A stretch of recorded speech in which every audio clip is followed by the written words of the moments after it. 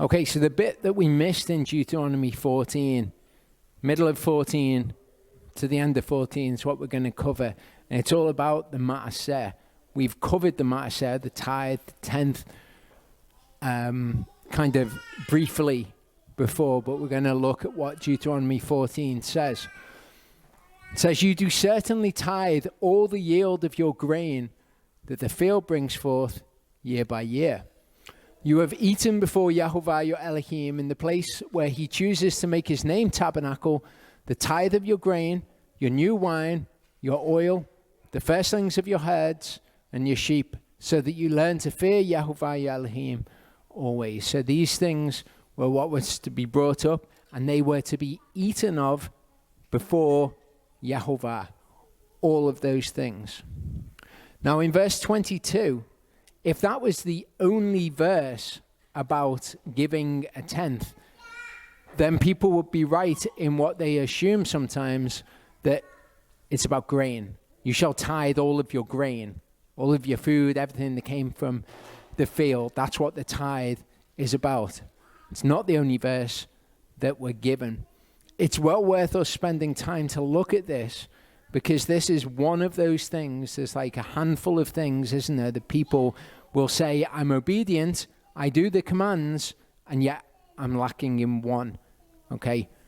This is something. And in fact, all of the minchas that we've looked at, all of them are things that people think, for some reason, that they've got kind of like a get out of jail free card with. Oh yeah, but that's my money, and I need my money, don't I? Okay, so tithe all the yield of your grain. When people just take this scripture out of context and they don't understand it in the rest of the context of scripture, you get memes like this. Okay, you'll see this if you use Facebook and you're in any Torah groups. Tithing was only food. And then, very ironically, it says at the bottom, read scriptures and don't take it out of context.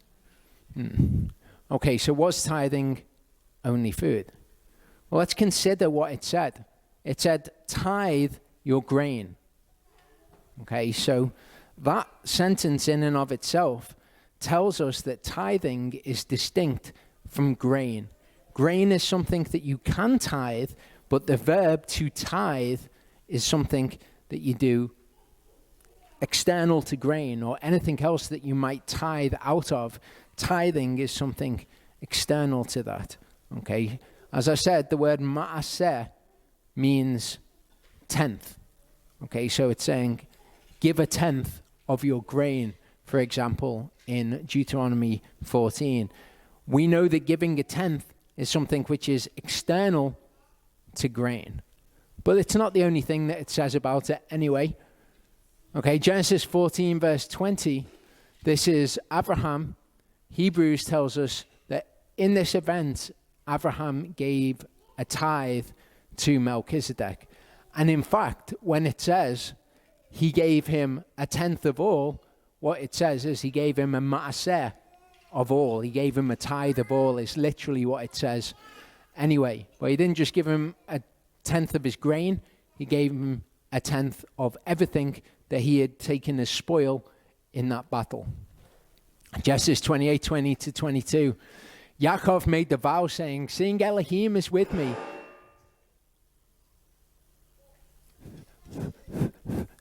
Should be all right. Seeing Elohim is with me and has kept me in the way that I'm going and has given me bread to eat and a garment to put on. When I have returned to my father's house in peace and Yahuwah has been my Elohim, then this stone which I have set as a standing column shall be Elohim's house. And of all my grain?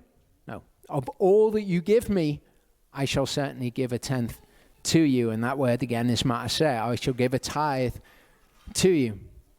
Deuteronomy 14:24 to 25 says, when the way is too long for you so that you're not able to bring the tithe. You imagine Yahuwah gives you a harvest and you've got a tenth of that harvest. You've got a tenth of whatever else. It might be quite a lot for you to take on a journey to Jerusalem. It might be too far for you to go. The place where Yahuwah your Elohim chooses to put his name is too far from you. When Yahuwah your Elohim is blessing you, then you shall give it in silver. Okay, so what they were to do is they would sell their tithe.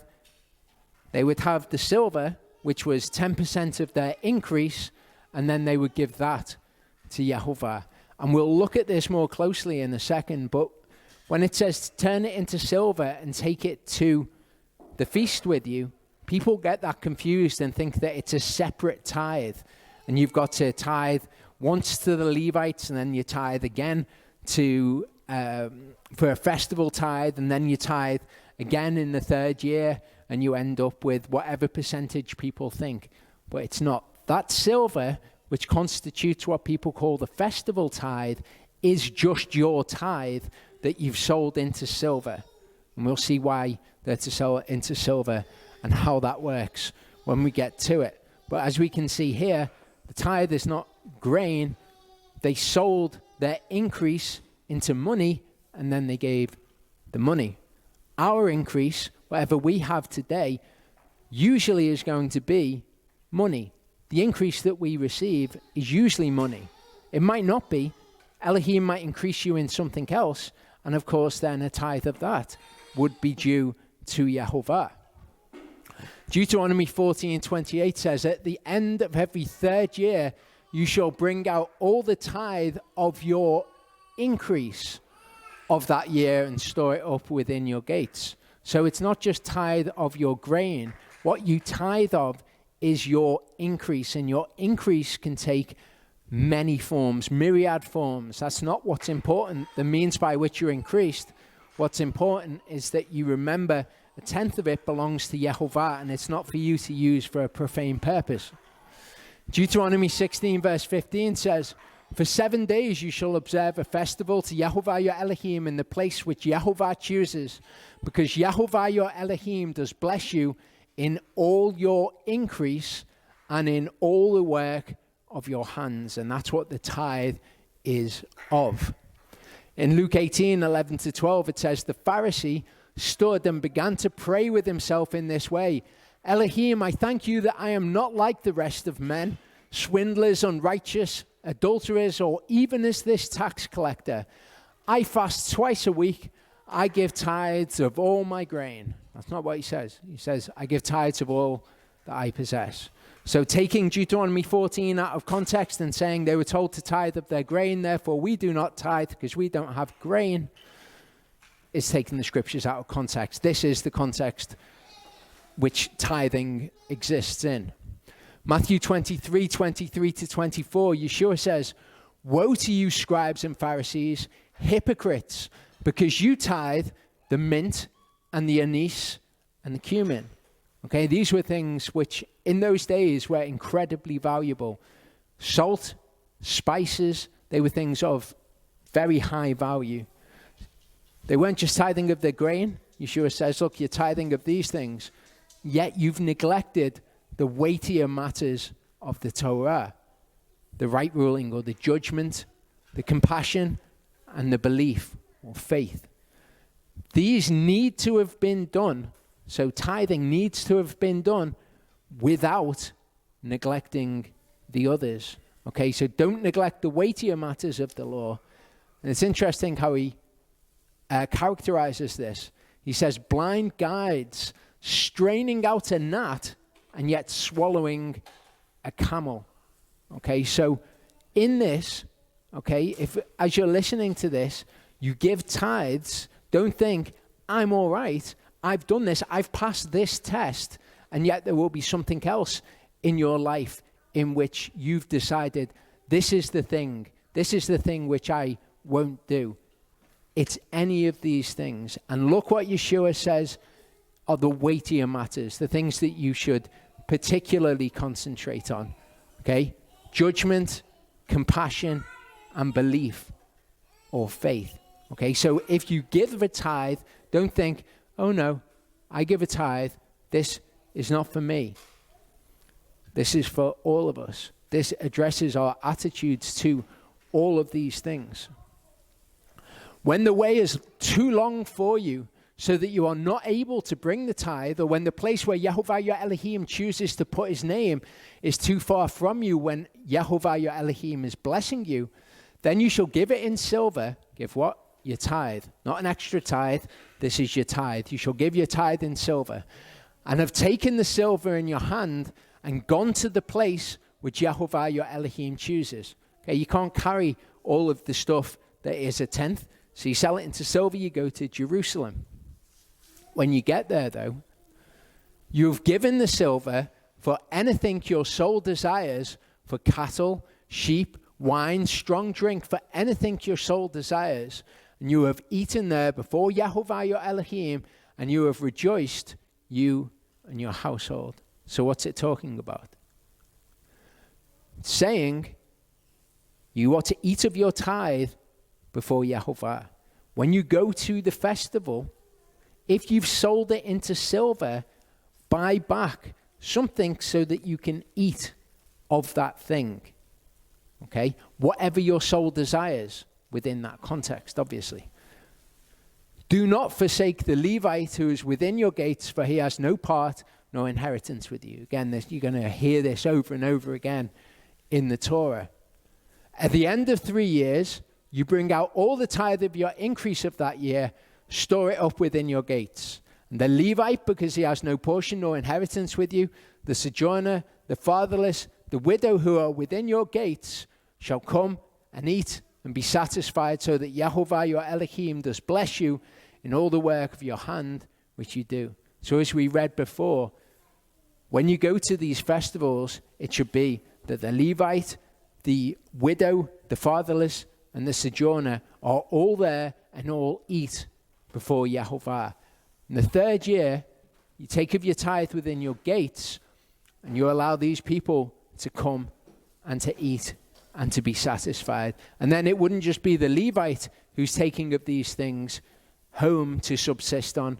It would be these categories of people as well. Now, people call this the poor tithe. Okay? They say that this is the tithe that you give to the poor. It's not true.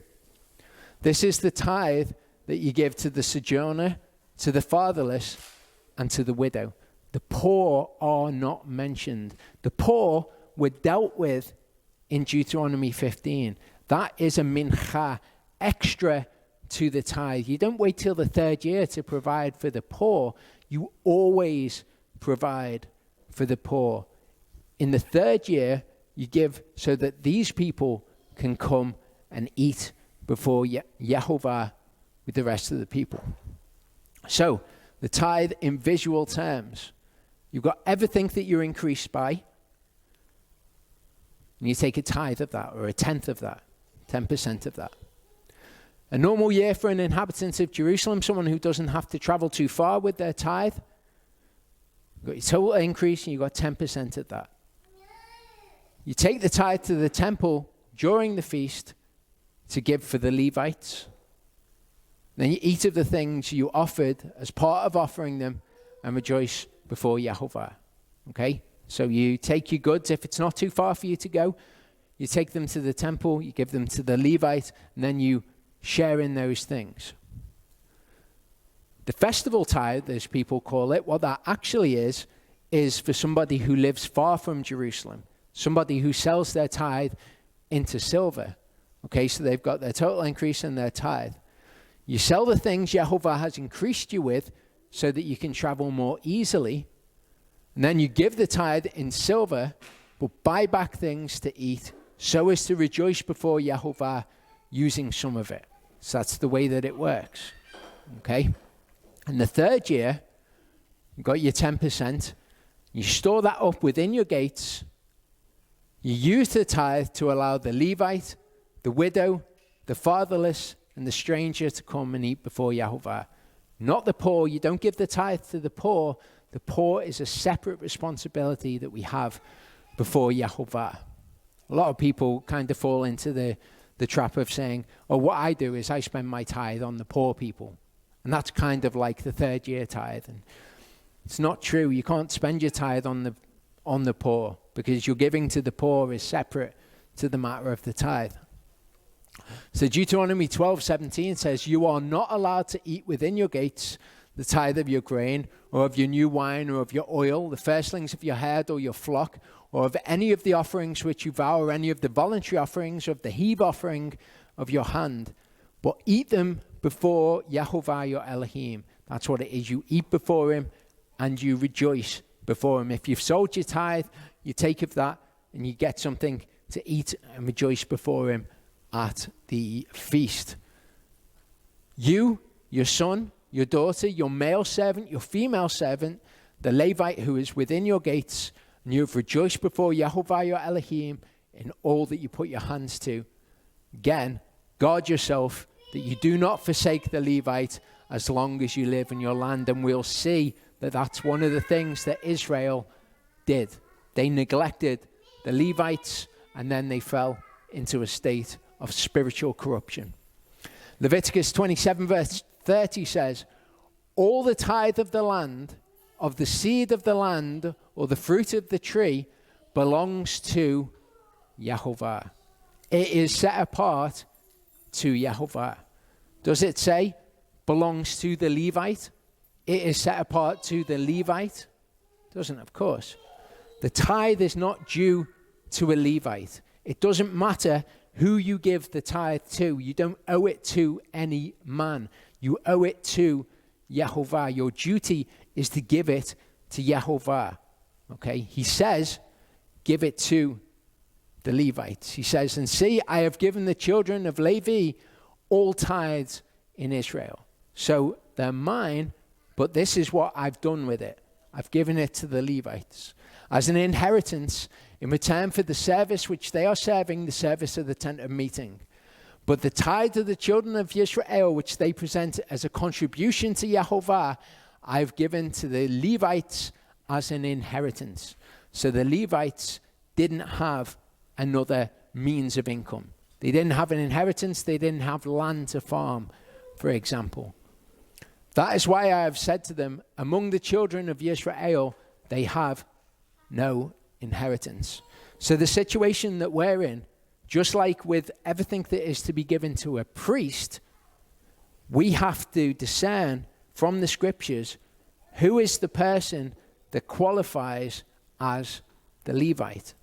Okay, we know who qualifies as our high priest and his sons.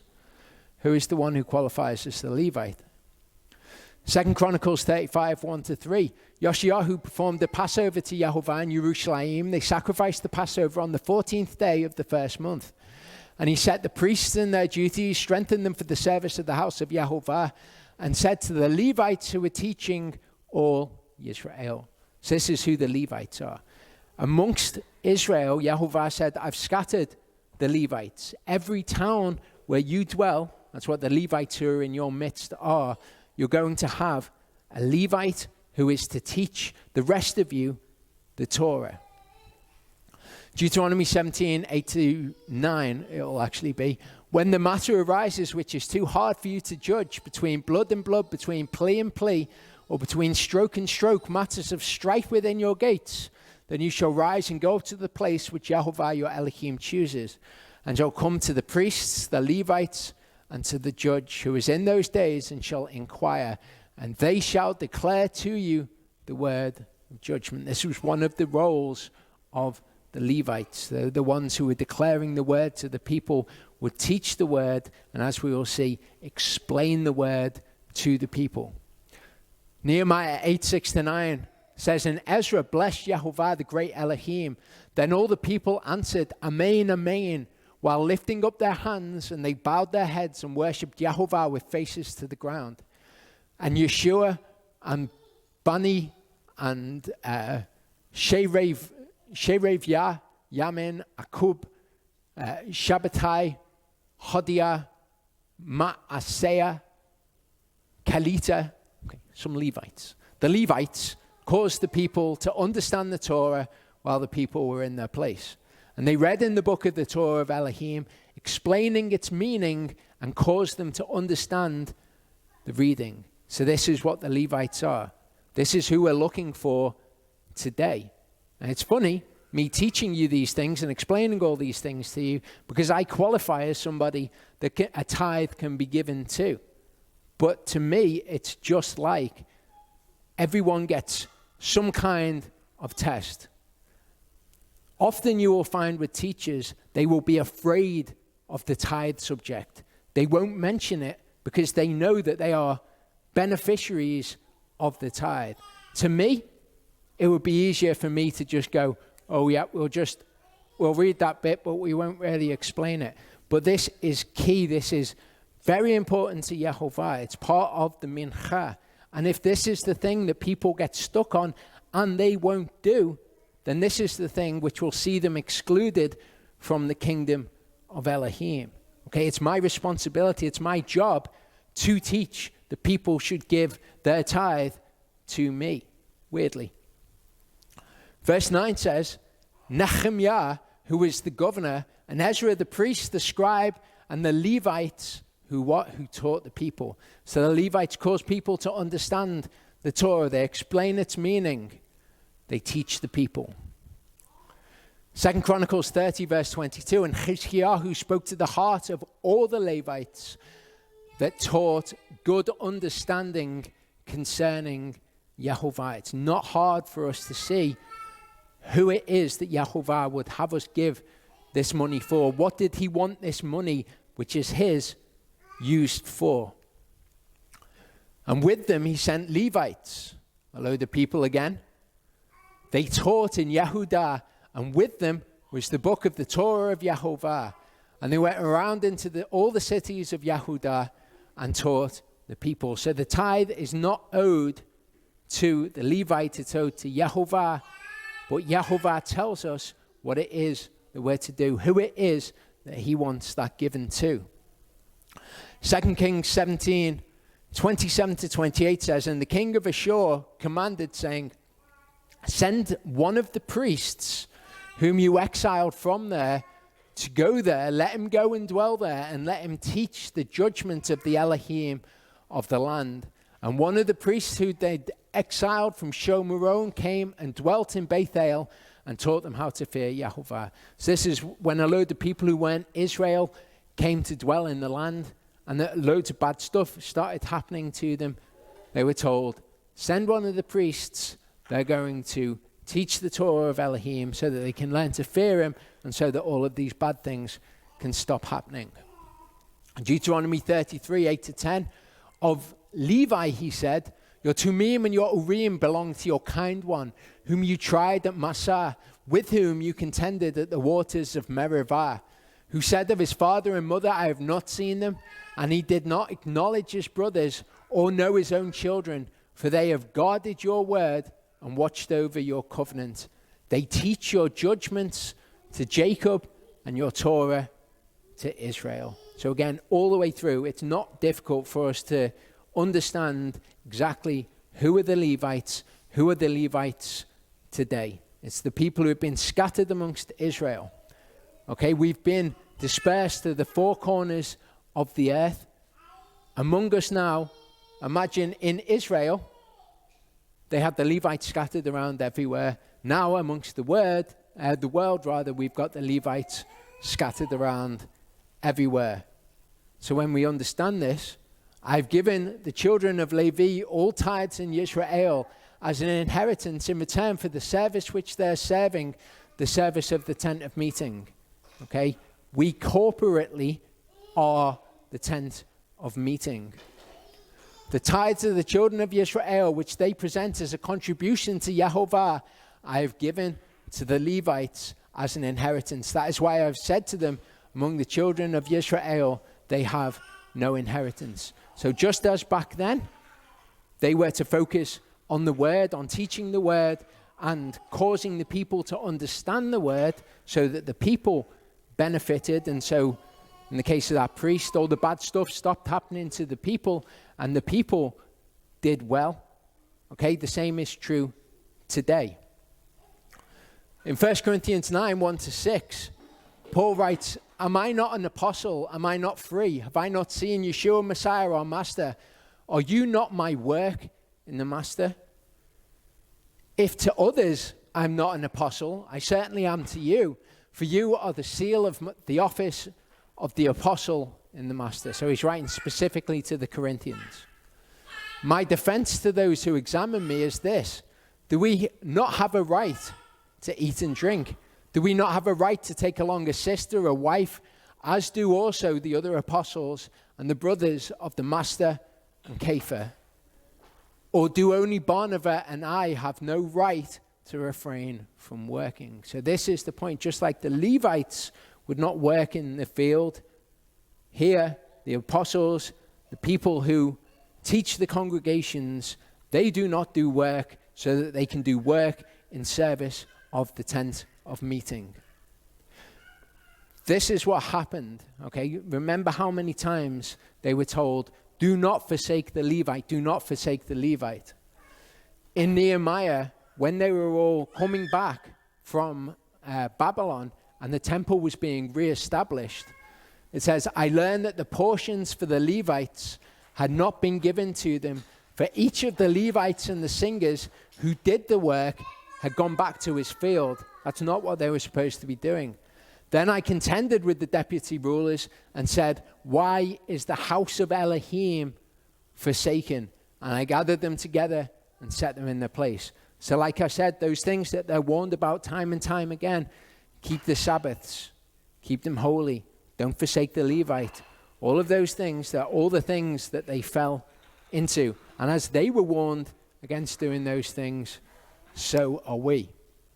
2 Chronicles 31, 4-6 says, and he said to the people, those who dwelt in Jerusalem, to give the portion for the priests and the Levites, so they were strengthened in the Torah of Yahuwah.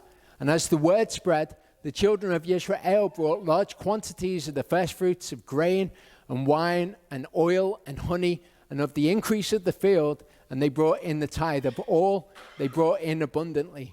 And the children of Israel and Yahudah, those who dwelt in the cities of Yahudah, brought the tithe of cattle and sheep, even the tithe of the holy, which they were set apart, which they'd set apart to Yahuwah the Elohim, they brought in, and they gave heaps. The purpose of this is very simple. Okay, the Levites teach the people how to have good standing before Yahuwah. Yahuwah then blesses the people as he has promised to do. Then they give a ma'aseh of that to the Levites, who are strengthened by it, and the cycle continues. It's very simple. It's a beautiful thing. We're told in 1 Corinthians 12, verse 12, for as the body is one and has many members, but all the members of that body, being many, are one body. It works the same with us. We're one body. We don't think, I'm the hand who's doing all of the work. The mouth has not done any of this work. It's not how it works. We're all one body, and one part of the body provides for the other part of the body. 1 Corinthians 9 continues and says, who serves as a soldier at his own expense? Who plants a vineyard and does not eat its fruit? Or who shepherds a flock and does not feed on the milk of the flock? Do I say this as a man, or does the Torah say the same too? For it has been written in the Torah of Moshe, you shall not muzzle an ox while it treads out the grain. Is it about oxen Elohim is concerned? Or does he say it because of us all?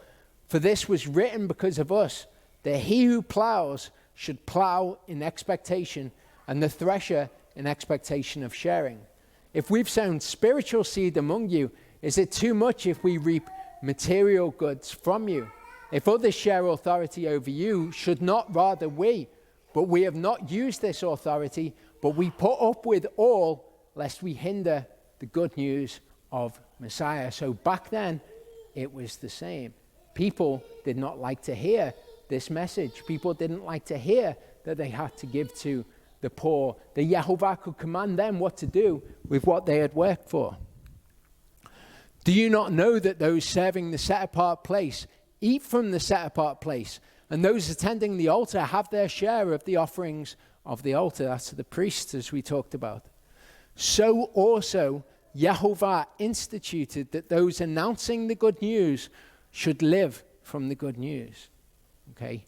When did Yahuwah institute that those sharing the good news should eat of the good news in Scripture? It's when he commanded the tithe, isn't it? That's the only point that we see in the Torah where he commands such. Okay, the good news was told to them as it was told to us. Those giving the good news should live from the good news. That's the tithe.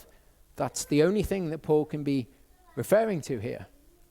2 Corinthians 9, 6-10 says, and I've seen this verse twisted, it says, this, he who sows sparingly shall also reap sparingly, and he who sows on blessing shall also reap on blessing. Let each one give as purposes in his heart, not of grief or of necessity, for Elohim loves a joyous giver. I've heard people who will take this verse and they'll say, we don't have to tithe. Have you not read that you're not to tithe of grief or necessity, but of a joyful heart? What they don't understand is that the actual implication of that is that it grieves them to do the commands of Yahuwah, and that they really are grieved by having to give a tithe. And he says, doesn't he, if you love me, you shall keep my commandments. His commandments are him. So if we love him, we're not going to be grieved by these things. But I've heard people turn this verse around to mean exactly the opposite of what it does mean. If Elohim is able to make all favor overflow toward you, that you always, having all you need in every way, have plenty for every good work. What are good works in terms of Scripture? It's doing the commandments. Okay? Elohim's able to bless you abundantly. That promise which comes with all of the mincha. As it has been written, he scattered abroad, he gave to the poor, his righteousness remains forever, as we read before. He who supplies seed to the sower and bread for food shall supply and increase the seed you have sown and increase the fruit of your righteousness. You are never able to outgive Yahuwah. All you need is that belief, to believe his word is true. And if that's the testing of your belief, please don't fail that testing of your belief. Don't say that his word is a lie, that it doesn't apply to you.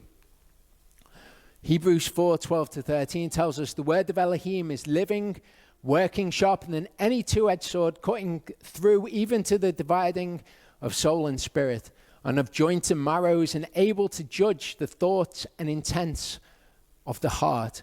And there is no creature hidden from his sight, but all are naked and laid bare before the eyes of him with whom is our account. The word will judge where you are at. If you need to, make that a sham, that guilt offering. Confess that it is guilt before Yahuwah. Don't hide. Don't conceal your transgressions even to yourself. Confess that you're guilty before Yahuwah for that thing. Then make the chata'at, the sin offering, which is repentance, and turn. 1 Samuel 2:12-16. Okay, I include this verse because to me it seems obvious where this aversion to the idea of we use our material goods for what Yahuwah wants us to use them for. And very simply, it's because men of Elohim, people who are supposed to be men of Elohim, have misused this right back in history. If we go right back to 1 Samuel, okay, right back to the sons of Eli, people were doing the same thing at the same time. The sons of Eli were sons of Belial. They were sons of worthlessness. They were worthless. They did not know Yahuwah. And the ruling of the priests with the people was that when any man offered a sacrifice, the priest's servant shall come with a 3-pronged flesh hook in his hand while the meat was cooking. So the sons of Eli were priests, and this is what they were into. And shall thrust it into the basin or kettle or cauldron or pot, and the priest would take for himself all that the flesh hook brought up. Thus they did in Shiloh to all the Israelites who came there. So just like today, you've got people who will teach things and say this is from the word of Elohim in order to enrich themselves. You've got the Christian church who will do away with all of the Torah. The one thing that they'll tell you to do is to tithe, even though the tithe is to be given to those who teach and explain the Torah. Okay? You have people who are trying to enrich themselves based off a twisted version of what Yahuwah says. And this is how the priests taught the people. They said, this is what is pleasing to Yahuwah. Also, before they burn the fat, the priest servant would come and say to the man who sacrificed, give meat for roasting to the priest, for he does not accept cooked meat from you, but raw. So the Torah says to cook the meat before either party would eat of it. The priests, however, this isn't quite as much use to them, is it? They want the raw meat, what they can keep for longer. So they said, this is what Yahuwah says. And if the man said to him, let the fat be burned up first, then take as much as your soul desires, he would then answer him, no, but give it to me now, and if not, I shall take it by strength.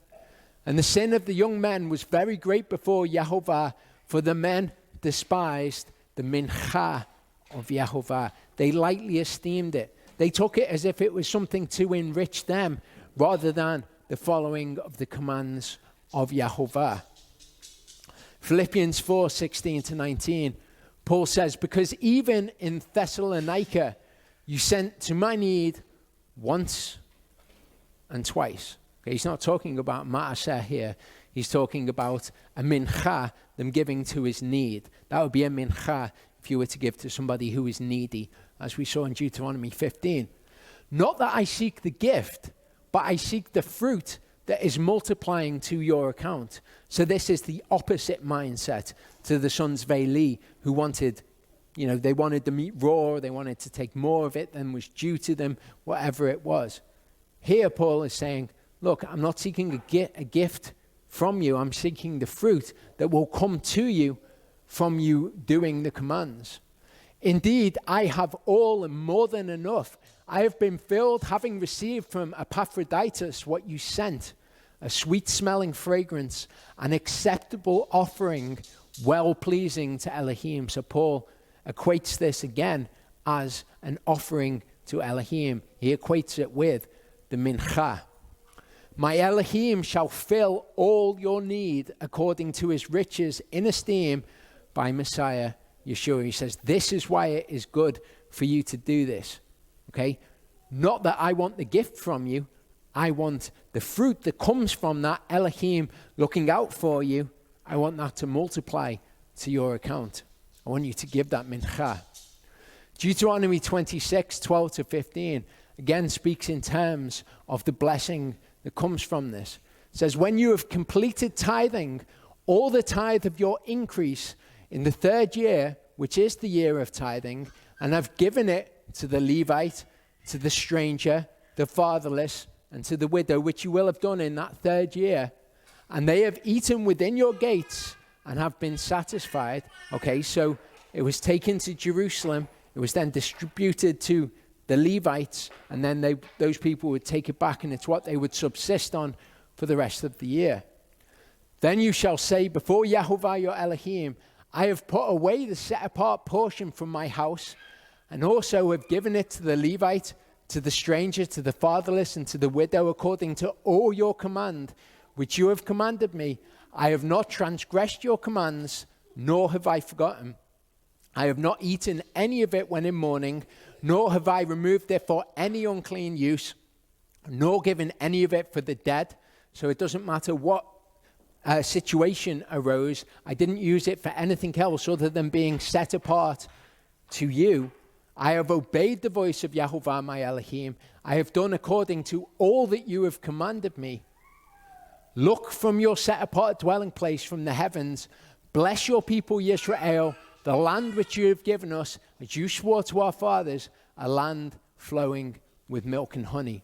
So after you've done that, you're in the position then when you can look to Elohim and you can say, please bless me. You've promised in your word to bless me. But it's only when you've done that, you've not taken of it and said, oh, this 10% really, this is Yahuwah's, but I'm going to use it for some kind of other thing. I'm going to use it for my own pleasure, or for this, or I think I need it for this or for that. You've not used it for any unclean use, then you ask Yahuwah and he can bless you.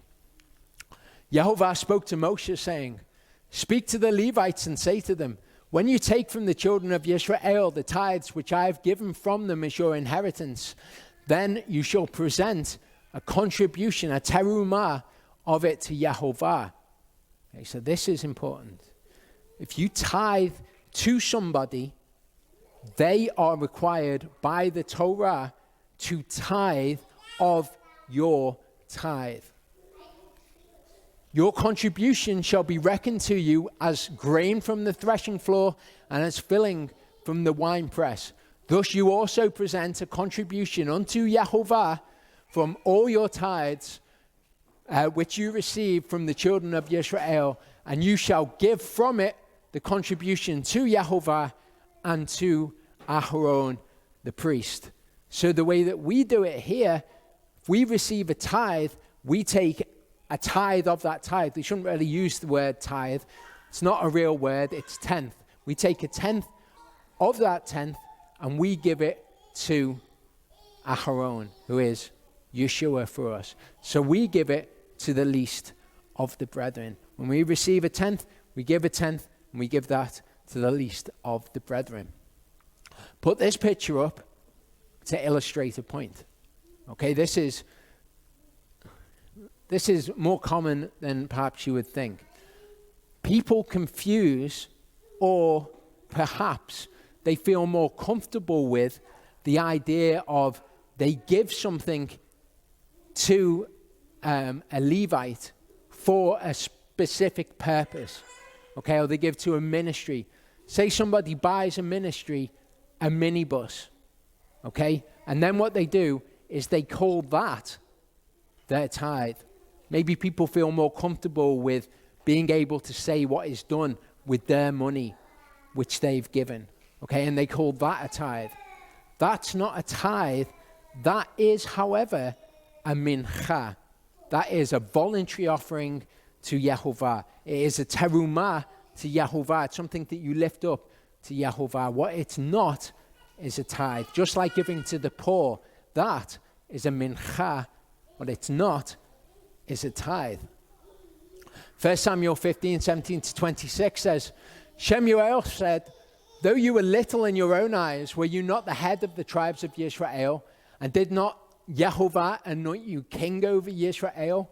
And Yahuwah sent you on the way and said, go and you shall put under the ban the sinners, the Amalekites, fight against them until they're consumed. Why did you not obey the voice of Yahuwah, but swooped down on the spoil and did evil in the eyes of Yahuwah? Shaul said to Shemuel, I did obey the voice of Yahuwah. I went on the way on which Yahuwah sent me, brought back Agag, king of Amalek, and I put Amalek under the ban. But the people took of the spoil of the sheep and cattle, the best of that which should have been put under the ban, to sacrifice to Yahuwah, your Elohim, in Gilgal. Okay, so I did obey. I didn't do exactly as I was told, but I did something better. We took the best of these things and we gave them to Yahuwah instead of doing what he said to do with them. It's exactly the same mindset as one who would buy a minibus and say, look, I've spent well more than my tithe and I've given this to a ministry. It's the same mindset. I did obey. I am obeying. Not doing what you said, but I am obeying. I've redefined that. Then Shemuel said, does Yahuwah delight in burnt offerings and sacrifices, as in obeying the voice of Yahuwah? Look, to obey is better than an offering. To heed is better than the fat of rams. The whole purpose of all these things, in my estimation, the giving of offerings, it's all about our obedience. It's not about how many rams we give. It's about, do we give a ram when Yahuwah has asked for a ram? The burnt offerings, Yahuwah doesn't need any of that stuff. Yahuwah doesn't need any money. What he needs is our obedience. Jeremiah 6:19-20. Hear, O earth, see, I am bringing evil upon this people, even the fruit of their thoughts, because they have not listened to my words, nor my Torah. They rejected it. What need have I of frankincense from Shavah and sweet cane from a distant land? Your burnt offerings are not acceptable. Your sacrifices have not been sweet to me. What need have I of your money? What need have I of anything that you wish to give to me, which is in distinction to what I've asked for? What I need from you is for you to be my people, to love me, to cherish my commands, and to obey me. That's all he asks for. Genesis 4:5-7. And he did not look to Cain and his mincha, and Cain was very wroth, and his face fell. So maybe we'll bring a mincha, but maybe Yahuwah will not regard it. Yahuwah said to Cain, why are you wroth? Why is your face fallen? If you do well, is there not acceptance? If you do not do well, sin is crouching at the door. Its desire is for you, but you should master it. So Cain's offering could have been 50 times bigger than Abel's offering, but it wasn't what Yahuwah had asked for. He looked to Abel and to his offering because it was right. So we need to understand that we can bring a mincha to Yahuwah that is not acceptable. Ecclesiastes 5:1 says, guard your steps when you go to the house of Elohim. Draw near to Shema rather than to give the sacrifice of fools. Listen, hearken, and obey to what he says. Be careful when you go up to the temple. Give what he's asked for. Don't give the sacrifice of fools, for they do not know that they do evil. Okay, it's something that is probably present in all of us, this thinking that we can give Yahuwah something better than he's asked for. Surely Yahuwah likes this. Surely this would be a big thing to give to Yahuwah. That sort of thinking makes sense to us coming from a worldly perspective. Draw near rather to Shema, to hearken, to obey, rather than to give the sacrifice of fools. All a man's ways are right in his own eyes, but Yahuwah weighs the hearts. To do righteousness and justice is more acceptable to Yahuwah than a sacrifice. Hearken. And we imposed commands on ourselves to give from ourselves yearly 1/3 of a shekel for the service of the house of our Elohim, for the showbread, for the continual grain offering, the continual burnt offering. So when the burnt offering was given, a grain offering was given with it, of the Shabbats, of the Chodashim, for the appointed times, for the set-apart offerings, for the sin offerings to make atonement for Israel, for all the work of the house of our Elohim. So they gave these things which were for the service in the house of Elohim. Okay? What they didn't do at this point is say, well, we've given a load of stuff that we would usually give in our tithe, so we will give less of a tithe. We cast lots among the priests and the Levites for the people for bringing the wood offering into the house of our Elohim, according to our fathers' houses, at the appointed times, year by year, to burn on the altar of Yahuwah our Elohim, as is written in the Torah, and to bring the first fruits of our soil, the first fruit of all trees, year by year to the house of Yahuwah. Also to bring the firstborn of our sons, our livestock, as it is written in the Torah, the firstlings of our herds and our flocks, to the house of our Elohim, to the priests attending in the house of our Elohim, and that we should bring the first fruits of our dough and our terumah, and the fruit from all kinds of trees, of new wine and of oil. So all those extra things that they imposed on themselves to bring, everything that was brought to the priests, and the tithes of the land to the Levites. Okay, that's a separate thing. As I say, people are very easily minded to things that make sense to them. But we have to be careful. We need to draw near to Yahuwah to obey what he says, not to bring a huge sacrifice, the sacrifice of fools.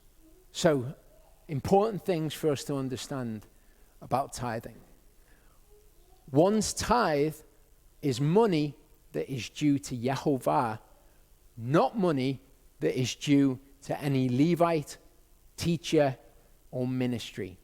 Okay, as long as you're giving it to a Levite, you can give it to anyone. It's not due to the Levite. It was to be given to the Levites in lieu of it being given to Yahuwah, though it's due to Yahuwah. One's tithe is not any money given to a teacher or ministry. That is, however, a mincha. So any money that you give, you don't say, I'm giving a tithe. Okay, that's not the correct words to use. You're giving a mincha, giving an offering. Okay, tithes are separate. One's tithe is not money given to the needy. But that is, however, a mincha. All of these things are minchas. When we use material goods for Yahuwah's purposes, that is a mincha. One's tithe is specifically 10% of one's increase. One's tithe is money taken before one spends of one's increase. Okay, so you are increased by something. A tithe is a 10% of your increase. You don't say, okay, well, I'll give a tithe, but after I've spent on this, after I've spent on that, after I've spent on the other. And you might think that sounds ridiculous, but I've had multiple people write emails to me to say, is it okay to give a tithe after I've spent on this project that I'm doing or that project? Because, you know, I'm not really increased by it, am I, if I've spent of the money that I got? That's not really being increased by it. One's tithe must be spent of to eat before Yahuwah at the 3 feasts. Okay, so if you take your tithe to give him money, you are required to eat of and rejoice before Yahuwah. You're required to do that by the Torah. In the 3rd year of tithing, one's tithe must not only be given to the Levite, but also to the orphan, stranger, and widow. And similarly, it's not only to be given to the orphan, stranger, and widow, but also to the Levite. And it's not the poor tithe. You'll hear people use this phrase. It's an incorrect phrase. It's just maybe an assumption. When you read about those groups of people, you think of them as the poor. And perhaps they were poor. They were certainly vulnerable. Malachi 3, 1-12 is something that we need to bear in mind. This is about the return of Yeshua and how he finds his people and how he sees his people when he returns. Okay, so quite possibly this is going to be something directly for us if Yeshua returns in our days. See, I am sending my messenger, and he shall prepare the way before me. Then suddenly the master you are seeking comes to his temple, even the messenger of the covenant in whom you delight. See, he is coming, said Yahuwah. And who is able to bear the day of his coming? Who is able to stand when he appears? For he is like the fire of a refiner and the soap of a launderer. And he shall sit as a refiner and a cleanser of silver, and he shall cleanse the sons of Levi and refine them as gold and silver. And they shall belong to Yahuwah, bringing near, synonymous word with karav, to draw near, and mincha, in righteousness. Okay, so Yeshua's going to return, and mincha, in righteousness, shall be brought. Then shall the mincha of Yehudah and Yerushalayim be pleasant to Yahuwah, as in the days of old, as in former years, when Yeshua returns. And I shall draw near to you for judgment, and I shall be a swift witness against the practices of witchcraft, against adulterers, against them that swear to falsehood, against those who oppress the wage earner in his wages, the widows and the fatherless, and those who turn away as sojourner and do not fear me, said Yahuwah Sabaoth. Okay, so within that we have examples of mincha being given. You turn away a sojourner, you don't give to the sojourner, and you say, oh, I wish that I could. And you've got 2 of something that you could give to them. Yahuwah says, I will draw near to you for judgment. The word's mishpat, it's justice. Draw near to you for justice. For I am Yahuwah, I shall not change, and you, O sons of Yaakov, shall not come to an end. So his standards are the same as they were in days of old, as they are now. From the days of your fathers you have turned aside from my laws and did not guard them. Turn back to me, and I shall turn back to you, said Yahuwah Zebaoth. But you said, in what shall we turn back? This is talking about the state of his people preceding his return and how he will deal with them when he does return. They say to him, what do we need to repent over? Would a man rob Elohim? Yet you are robbing me. But you said, then what if we robbed you in the tithe and in the offering? Okay, so again, this is directly talking about the people before he returns.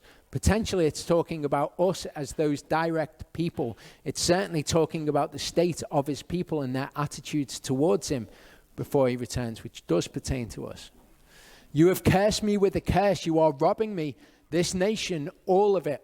Bring all the tithes into the storehouse and let there be food in my house. Please prove me in this, said Yahuwah Zebaoth. Again, whether I do not open for you the windows of the heavens and shall pour out for you boundless blessing. And I shall rebuke the devourer for you so that it does not destroy the fruit of your ground, nor does the vine fail to bear fruit for you in the field, said Yahuwah Zebaoth. And all nations shall call you blessed, for you shall be a land of delight, said Yahuwah Zebaoth. So before he returns, his people are in a situation where they're not paying a tithe to him. Okay, that should be striking to us. And he says to those people, to us, you are robbing me. Okay, thankfully, I don't think this applies to the people who are here. People who are here have been taught on this previously. Okay, but this does apply to his people. And this is something you see it. If you're on Facebook in any Torah groups, or if you're online in any Torah groups, you'll see it over and over again, this teaching. The tithe does not apply for today. The tithe does not apply for today. It's the one part of the Torah keepers don't keep, where it's the one part of the Torah that the Christians do keep.